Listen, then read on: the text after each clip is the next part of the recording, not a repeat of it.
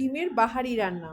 এই যে শুকনো লঙ্কা, দারচিনি, এলাচ, লবঙ্গ, গোটা জিরে, আর ওখানে পেঁয়াজ, রসুন, লঙ্কা, কাজু, ডিম সেদ্ধ, কুচি কুচি করে পেঁয়াজ কাটা, ওটা আলু আছে। আদা এই রান্নায় পড়ে না, এই রেসিপিতে अदरक नहीं पड़ता है, ये কুকিং মে কোই अदरक नहीं पड़ता है।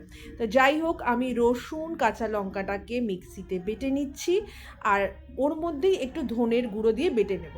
আমি যেহেতু একাই ফোন ধরি, তোমাদের দেখতে একটু অসুবিধা হলেও আমি পরিষ্কার করে তোমাদেরকে বুঝিয়ে দেবো পরপর কী হচ্ছে। যাই হোক, মিক্সিতে এটা বাটা হয়ে গেলে এর মধ্যেই কাজুটা দিয়ে আমি কাজুটাও বেটে নেব। এবার দুটো মশলা যখন বাটা হয়ে যাবে তখন আমার রান্নাটা করতে সুবিধা হবে, আর এটা খেতে এত সুন্দর সুস্বাদু হয়, তোমরা ভাত, রুটি, পরোটা, লুচি সব কিছুর সাথে খেতে পারো। অদ্ভুত সুন্দর একটা গন্ধ হয়, যেহেতু আদা ছাড়া শুধু রসুনের রান্না, খেতে কিন্তু খুব স্বাদ লাগবে। এই যে দেখো, আমার এই বাটাটাও হয়ে গেল, কাজু বাটাটা। এরপর এই দুটো বাটা যখন কমপ্লিট, এবার আমি রান্না শুরু করব। কড়াইতে তেল গরম করতে বসিয়ে দিয়েছি, সাদা তেল দিয়ে দিয়েছি।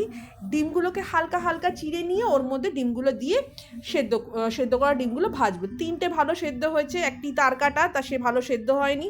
সব গ্রুপে একটা তারকাটা থাকে, যাকে যাক তাকে নিয়ে চিন্তা করে লাভ নেই। তো হালকা ভেজে তুলে নিলাম। এবার তেলে ওই ফোড়নগুলো দিয়ে দিলাম।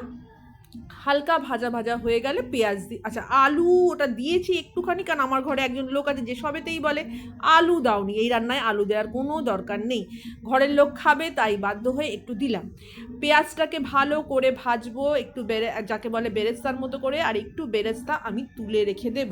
এই যে খুব সুন্দর দেখেছে কালার হয়ে গেছে, বেরেস্তাটা তুলে রাখলাম। এবার মশলাটা দিয়ে দিলাম, রসুন, লঙ্কা আর ধনে গুঁড়ো, একটু নুন দিয়ে দিলাম। হলুদ এই রান্নায় পড়বে না, একটু সাদা সাদা দেখতে হবে, দেখতে কিন্তু যেমনি সুন্দর হবে খেতেও অমনি সুন্দর হবে। জল দিলাম, জলটা দিলাম আমাদের ঘরে একটু ঝোল লাগে বলে, তোমরা আরও জল কম দিতে পারো। আর এই যে জল দিয়ে এবার একটু ঢেকে দেবো, যাতে আমি রান্নায় ভীষণ তেল কম দিই, ঘরের লোকের সুস্থতার জন্যই। তোমরা ইচ্ছা করলে বাড়িতে কেউ আসলে বেশি তেল দিতেই পারো, কারণ এই রান্নাটা ঢেকে ঢেকে এই জন্য করছি বারবার। এই যে কাজু বাটাটাও দিয়ে দিলাম, কারণ কি তেলটা যাতে ওপরে উঠে আসে। আমার রান্নার নিয়মই হচ্ছে আমি ভীষণ ঢেকে রান্না করি সিম আঁচে, যাতে তেলগুলো ওপরে উঠে আসে এবং স্বাদও হয় তাতে। এবং যদিও ছবিতে দিইনি, হালকা একটু কয়েক ফোঁটা চিনি দিয়েছিলাম, কয়েকটা দানা গরম মশলা দিয়ে দিলাম, হালকা করে একটু ঘি দিয়ে দিলাম। রান্নাটা প্রায় শেষের পথে, এবার আবার ঢেকে দেবো। বারবার ঢাকলে কি হয়, তেলটা ওপরে উঠে আসে, স্বাদটাও ভালো হয়। এই যে ফুল রান্না কমপ্লিট, এবার বাটিতে এগুলোকে তুলে নেব।